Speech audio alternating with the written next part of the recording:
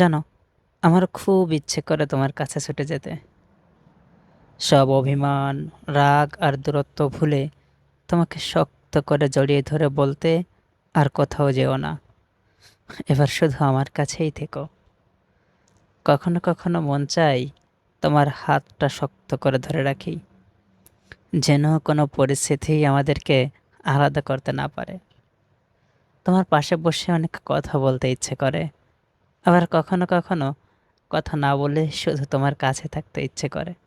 তুমি হয়তো জানো না, তোমাকে হারানোর ভয়ে আমার সারাটা দিন বুকের ভেতর দুমড়ে মুচড়ে যায়। শুভ সকাল। আজ পবিত্র শুক্রবার, 21শে অগাস্ট 2026 খ্রিস্টাব্দ, 6 ভাদ্র 1433 বঙ্গাব্দ, 7 রবিউল আওয়াল 1448 হিজরি। আজ বছরের 233তম দিন।